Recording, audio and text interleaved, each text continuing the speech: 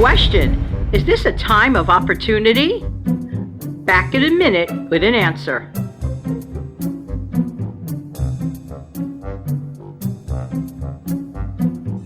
Hi, this is Jan from New York City, and my channel name is Jan from New York City Saves Money.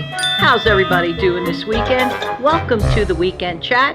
This is the time of the week where I spend a couple of minutes talking to really virtually about anything. Sometimes money even once in a great while.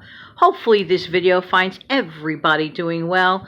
You know something, we really are living through a challenging period of time around here and across the nation and actually across the world.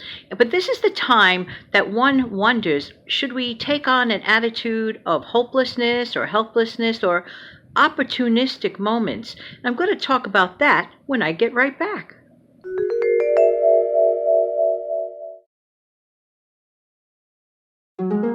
Thanks so much for sticking around, and thank you in advance for thumbs up, and please consider subscribing to this channel.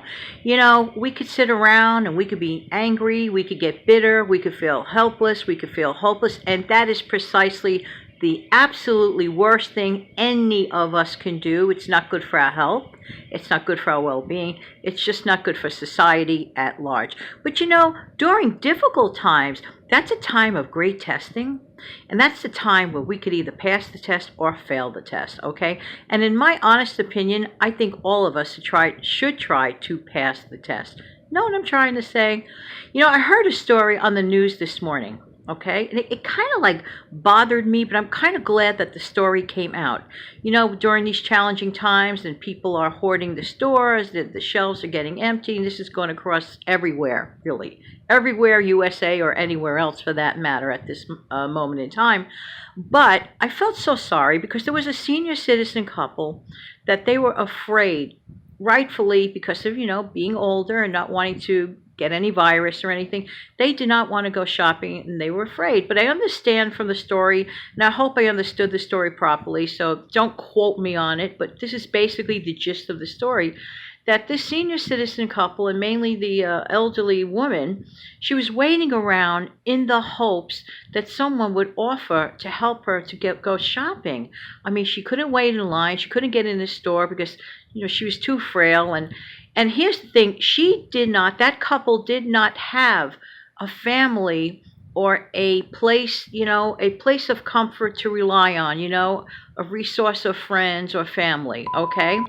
So in essence, what the woman did, she was waiting in her car and she had $100 bill in her hand, hoping and praying and waiting and calling people out to help her shop. What does this tell you about things today?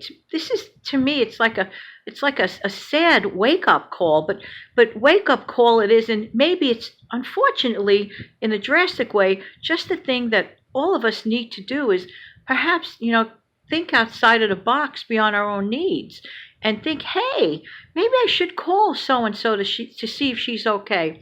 Hey, if I'm going to the grocery store anyway, maybe I can help pick up a couple of things for that person that can't get around. So you see, this is where the opportunity lies, okay? The opportunity lies in that we can fill a need. Why must we always wait for something horrific or for the trumpet to blow or things written in gold in rocks and stones and, you know, and the cherubim and the seraphim to start singing before we actually take action? I do know this factually. When things are bad, we do band together, all of us. But do we have to wait for things to get that badly? Really? Do we have to? So my weekend chat this week isn't so much lengthy, but it's powerful. During this time of opportunity, seek the opportunity to help someone. Even more so. Just saying. And another thing I'm going to throw in there. I feel just as bad as the next person that a lot of the things that we've become so familiar with and so many closures, I mean, Broadway closed, you know, it's just, you know, that's sad. It's very, very sad. There are a lot of, you know, closures and museums, this and that. But this gives people an opportunity to spend quality time with family and friends, okay? Just saying. So make the most of it. You're missing out on sports instead of sitting around waiting to watch sports. Go be a sport, okay? If you're one of those lucky people with a backyard and kids, get out there and throw a ball. Go play frisbee, you know? In my case, the New York parks are my backyard. That's the way it works when you're a Yorker, okay? Unless you have a house in the backyard. But for the rest of us, we rely on our parks and playgrounds, and heaven forbid those close. That would be awful. Just saying. So make the most of what you have. Seek an opportunity to help someone else. And of course, stay safe and do the right thing. And keep listening to your local, state government and any important announcements. As I've always said, anytime, all the time. Okay? Deal? Deal. I look forward to seeing you again next weekend, because that's my message. And in the meantime, this has been Jan from New York City. Thank you so much for viewing, because I really do appreciate whose time? Your time. Thanks for coming back.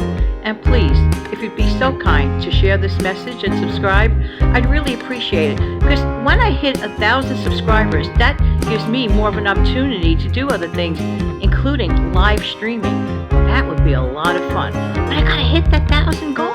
So help me by sharing my videos. I really do appreciate it. That is, if you enjoyed the video. Thank you so much. Have a wonderful weekend. Stay positive. Don't let anything get you down. Stay safe. Do the right thing. And wash your hands. A lot. A lot. A lot. Take good care.